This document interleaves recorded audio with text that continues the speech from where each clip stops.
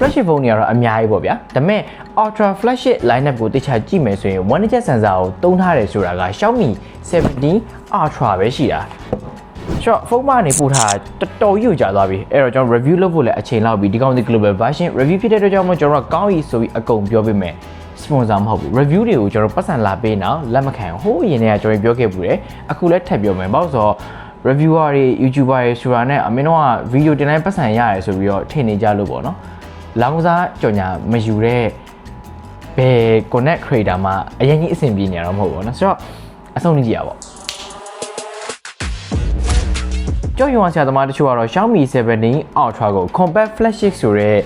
စကားလုံးမျိုးသုံးကြတာပေါ့เนาะဒီကောင် iPhone 17 Pro Max နဲ့တွားပြီးတော့ size ကကွက်တိကျနေတာဆိုတော့ဘာကြောင့် compact လဲတေချာတာကတော့ compact ဖြစ်အောင်လုပ်ထားလို့ compact ဖြစ်တယ်ဆိုရယ် feeling မျိုးရနေတာပေါ့เนาะဘယ်လိုခေါ်မလဲbig quality premium ဖြစ်တဲ့အချက်ကြောင့်လို့ပြောလို့ရတယ်ကျောဘက်ကကတော့ fiber glass ဗျာဒါပေမဲ့တကယ်တမ်းခဏကင်နေမယ်ဆိုရင်ဒီကောင်က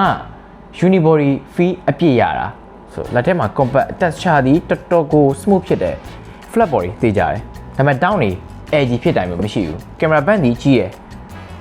်ဒါပေမဲ့ design ကြောင့် one inch sensor ကြောင့်ကျွန်တော်တို့လက်ခံမယ်ဆိုရင်လက်ခံလို့ရတယ် button ကိုလည်းကျွန်တော်အကောင်းပြောမှာပဲ sponsor content ထင်လည်းမတက်နိုင်ဘူးပေါ့နော်ဒီကောင်ကကျွန်တော်ကြိုက်တဲ့ပုံစံမျိုးဖြစ်နေတာအရင် iPhone 4တွေ 5တွေအရင်တစ်ခေတ်ကိုပြန်ရောက်သလိုပုံစံမျိုးလေးပေါ့နော်ဒါပေမဲ့ကျွန်တော်လက်နဲ့တော့အလစ်တဲလေးဝေးလွန်တယ် power button အောက်လေးချနှစ်ခုအကုန်လုံးတစ်စုံလုံးအောက်ချလိုက်ရင်တော့ကျွန်တော်တို့နည်းနည်းလေးပို့ပြီးတော့ကန်ရတာခလုံးနှိပ်ရတာ okay သွားမယ်ပေါ့ပြီးနောက်ထပ်မကြိုက်တာဒါမျိုးအဲ့လို shaky နည်းနည်းလှုပ်လိုက်ပြီဆိုတာနဲ့ဒီကောင်စီအတန်ကြီးထွက်လာဒါလောက်ကြီးတဲ့ဟာတွေဒီထက်ပိုကြီးတဲ့ပုံစံမျိုးကျွန်တော်မြင်ဘူးတယ်ဗျာအဲ့ဒီ OIS sensor ကလည်းအဲ့လောက်ထိအတန်မကျဘူးဒီကောင်ကခဏလေးလှုပ်လိုက်ပြီဆိုတာနဲ့အဲ့လိုအတန်ကြီးထွက်လာတာဆိုတော့နည်းနည်းတော့တိုင်ပတ်တယ်ပေါ့နော် anyway ဒီ flat display ကတော့ iPhone 17 Pro Max ဆိုတခြား16 Pro Max ဆိုအဲ့လိုမျိုး size ကိုအတိအကျသွားတာမျိုးမတူတာဆိုလို့ dynamic island လေးတော့မပါဘူးပေါ့နော်ဒါသူတို့ကလည်းသူတို့ style တော့မဟုတ်ဘူးဒါပေမဲ့ traffic pan နဲ့ပါလာတယ် Xiaomi ဘက်ကနေကျွေလို့ရဒါဒီငါတို့ပဲပါတာမျိုးပေါ့ဆိုတော့ဒီကောင်ကတော့ flat ဖြစ်တယ်ဆိုတော့ flat ကိုကြိုက်လား quad curve display မျိုးကိုကြိုက်လားတစ်ချက်လောက်နည်းနည်းမှတ်ကြပါဦး point တော့တစ်ခုတည်းလုပ်ပြပါဆိုရင်တော့သူ့ရဲ့ icon color တွေကိုပဲပြောရမယ်ကျွန်တော်တို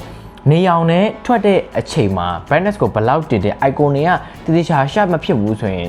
တိတ်ပြီးသုံးလို့မကောင်းဘူးဗျာဒီကောင်ကအဲ့ချက်ကိုကောင်းနားလဲတယ် brightness ကတော့အဲ့လိုအလင်းဆုံးတော့မဟုတ်ဘူးဒါပေမဲ့ still okay တယ်ဆိုတော့ Xiaomi ကဒီတစ်ခေါက် display မှာ well done တော်တော်မိုက်တယ်အဲ့လိုပဲမိုက်တာသူ့ရဲ့ fingerprint ပဲ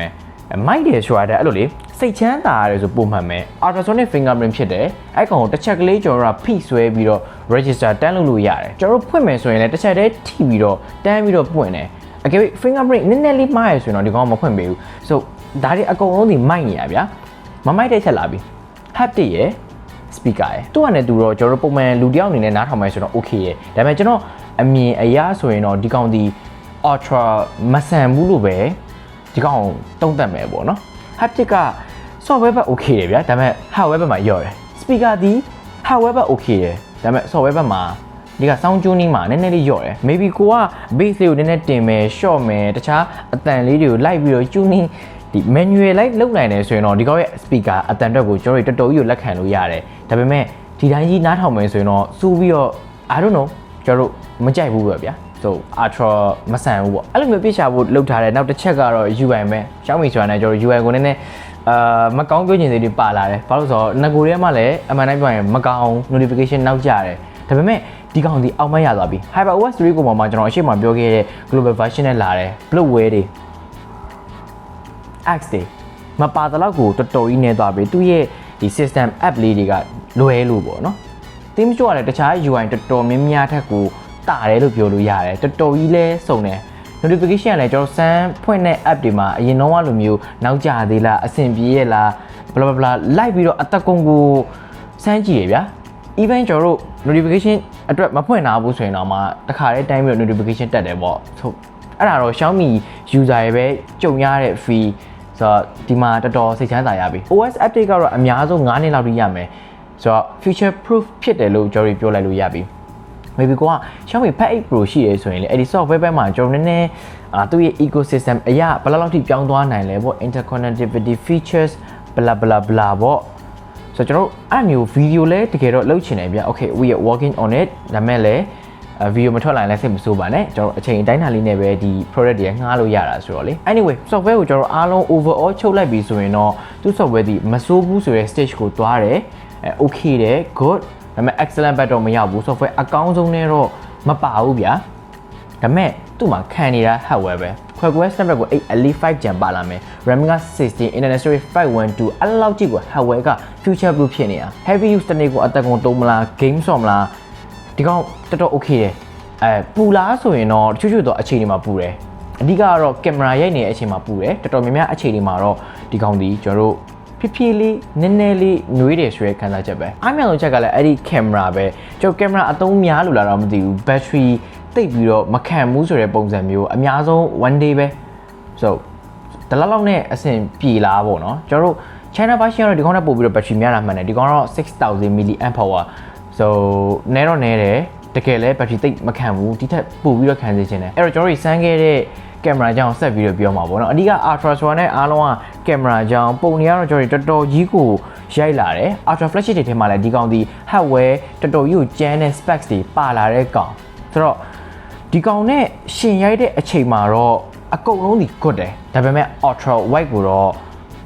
အဲ့ဒီ Ultra level သူ့ရဲ့ hardware level တော်တော်ကြီးကောင်းပါရဲ့ဆိုတဲ့စိမ်းထဲမှာထည့်ထားလို့မရအဲ့ကောင်တစ်ချက်ထူချထားခဲ့လိုက်တယ် day time မှာတော့မစိုးဒါပေမဲ့ night time low light indoor low light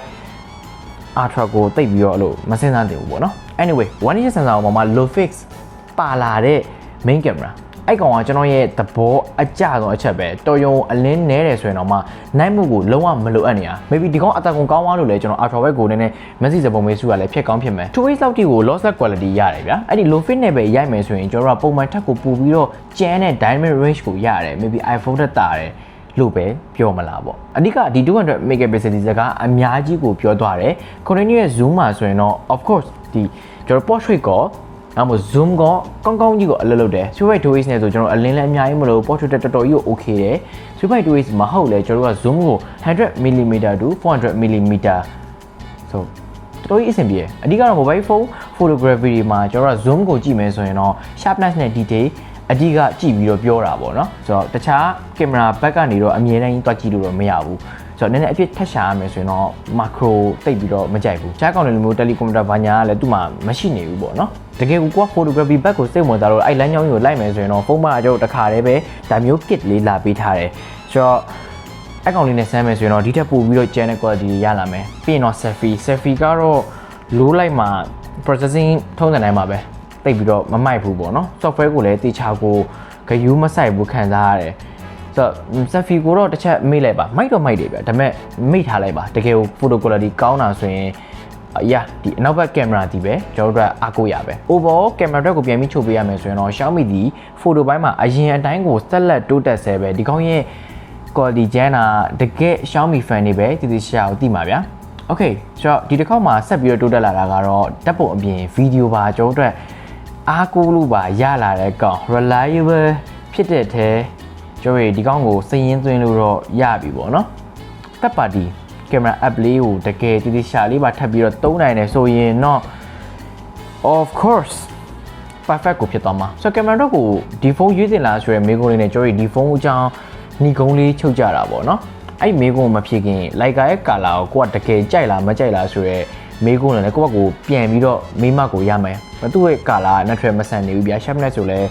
ဒီရှာကြီးကိုအဲ့လိုတင်လိုက်တာမျိုးအများကြီးအဲ့လို over sharpness လည်းမရှိဘူးပေါ့နော်ကျွန်တော်အဲ့မျိုးလက်မခံနိုင်ဘူးဆိုရင်တော့ကျွန်တော်တခြား ultra version တွေကပဲရွေးတာပို့ပြီးတော့အဆင်ပြေတယ်ဒီကောင်က all rounder ကောင်းတဲ့ဖုန်းတစ်လုံးလည်းမဟုတ်ပြန်ဘူးပေါ့နော်တော်များတော့ကောင်းတယ်ဘာလို့အဲ့လိုတိတ်ပြီးတော့မကြိုက်ဘူးခံစားရလဲဆိုတာလည်းကျွန်တော်တို့ဒီလောက်အချိန်ကာလအတွင်းမှာအချိန်မလောက်ခဲ့လို့ ਨੇ တူပါတယ်ဒါပေမဲ့ကျွန်တော်ကင်မရာ vibe ကိုကြိုက်တယ်ဗျာသူ့natural sensor လို့ကျန်တယ်ဆိုကျွန်တော်ဒီတက်ပို့ပြီးကျန်းရင်ဒီတက်လို့ကင်မရာတွေပဲဝယ်မှာဗျာဒါပေမဲ့ဒီကောင်းရဲ့ဒီဖုန်းကိုတုံးရတဲ့ feel ကင်မရာရဲရတဲ့ feel ကိုတော့ကျွန်တော်တို့ကြိုက်တယ် maybe Leica vibe ကိုကြိုက်တာလည်းပါလိမ့်မယ်ပေါ့နော်ဆိုတော့အားလုံးရဲ့အကြံဉာဏ်လေးလိုပါတယ်ဆိုတော့ဒီဖုန်းကိုကြိုက်လားမကြိုက်ဘူးလား Leica ကင်မရာဆိုရွေးမလားမရွေးဘူးလားအောက်မှာတစ်ချက်လောက်မှတ်ခဲ့ပေးပါကျွန်တော်ရဲ့ page ကို like follow subscribe လုပ်ထားပေးပါကျွန်တော်တို့ကျွန်ဖြစ်ပါတယ်အားလုံးဟုတ်ပါ